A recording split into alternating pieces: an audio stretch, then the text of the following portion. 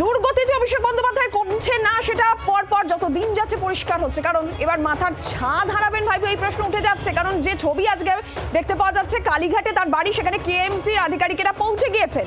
একদিকে সিআইডি জিজ্ঞাসাবাদ চলছে এবং তার মধ্যেই কেএমসি আধিকারিকেরা সেখানে গিয়ে মাপঝোঁকও শুরু হয়ে গিয়েছে। ছবি তুলে ধরবো, এক্সক্লুসিভ যে খবর আপনাদের সামনে আমরা তুলে ধরছি।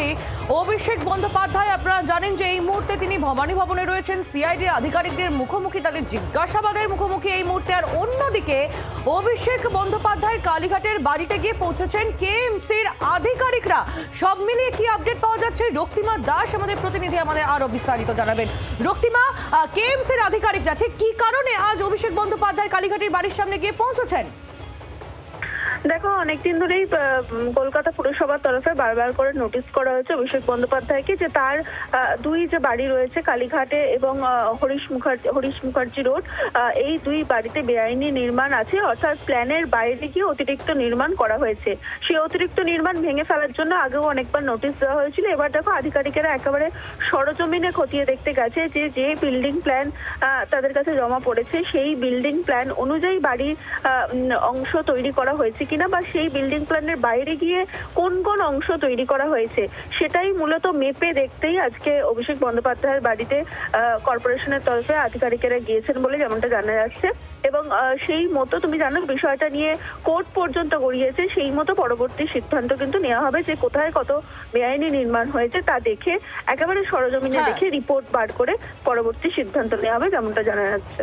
একেবারে রক্তিমা, তুমি নজর রাখো, ধন্যবাদ তোমায়। রক্তিমা দাস আমাদের প্রতিনিধি আমাদের সঙ্গে ছিলেন। অয়ন আমাদের সঙ্গে রয়েছেন, নীলাঞ্জনা।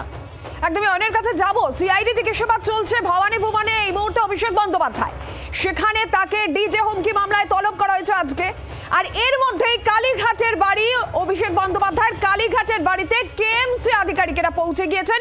মাপঝোঁক চলছে, বেআইনি অংশ ভাঙার নির্দেশ আগেও দেওয়া হয়েছিল, নোটিশও দেওয়া হয়েছিল।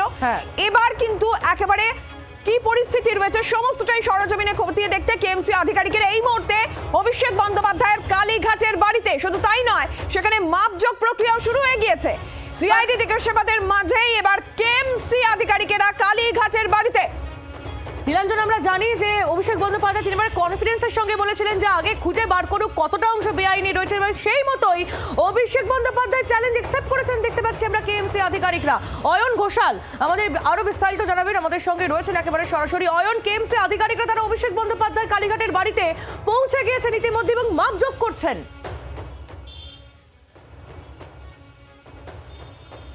সমস্যার সমুদ্রে একটু একটু করে নোনা জলে ডুবে যাচ্ছে ভাইপো। এই মুহূর্তে অভিষেক বন্দ্যোপাধ্যায়ের বাড়ির সামনে আমরা দাঁড়িয়ে আছি। অভিষেক বন্দ্যোপাধ্যায়ের বাড়িতে মিনিট 10 আগে কলকাতা পুরসভার দুই পদস্থ আধিকারিক তারা প্রবেশ করেছেন, এবং তারা প্রবেশ করার উদ্দেশ্য কি?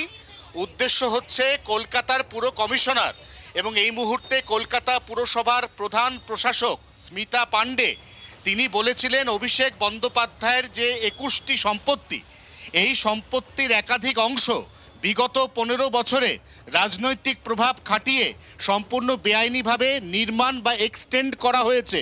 সেই এক্সটেন্ডেড বা বেআইনি নির্মাণের অংশগুলো ভাঙার ক্ষেত্রে পুরসভা আর দেরি করতে রাজি নয়।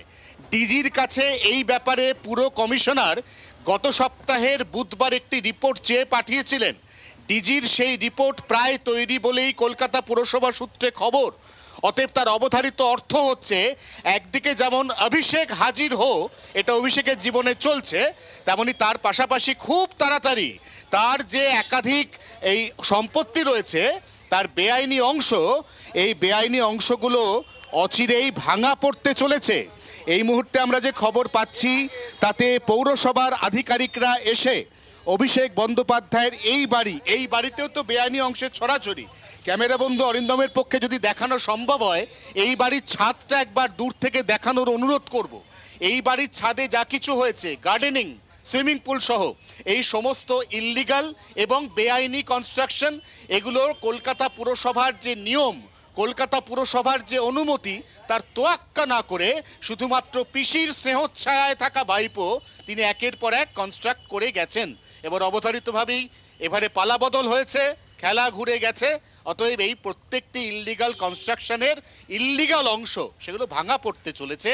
তার প্রথম পদক্ষেপ এই মুহূর্তে সব থেকে বড় খবর কলকাতা পুরসভার আধিকারিকরা অভিষেক বন্দ্যোপাধ্যায়ের কালীঘাটের বাসভবনে মাপজোক করতে ঢুকলেন। কখন? যখন অভিষেক বন্দ্যোপাধ্যায় ভাইপো তিনি ডিজে মন্তব্যের জেরে ভবানী ভবনে সিআইডি তলবে। অভিষেক হাজির হো। একদমই, তার মানে যেটা দাঁড়াচ্ছে অয়ন, একাধিকবার নোটিশ সার্ভ করার পর, রিপোর্টের পর এবার পুরসভা কড়া পদক্ষেপের পথে।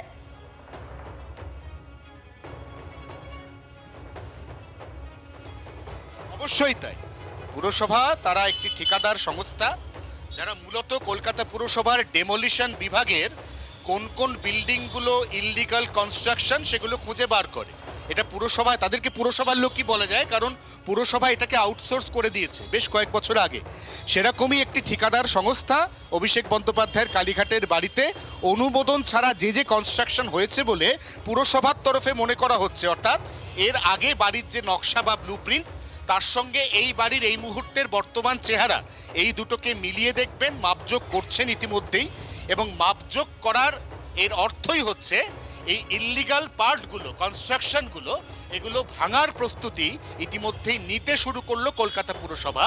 অর্থাৎ ডিজি তার রিপোর্ট দিয়ে দিলেন পুর কমিশনারকে, এবং যেমনটা পুর কমিশনার গত বুধবার ইঙ্গিত দিয়েছিলেন স্মিতা পাণ্ডে, যে আর সময় নয়। অতএব সেই আর সময় নয়, এই মেয়াদকালটাও শেষ হয়ে যাওয়ার পরে কলকাতা পুরসভার এই তৎপরতা আরেকটু বাড়লো, এমনটাই ওয়াকিবহাল মহল মনে করছে।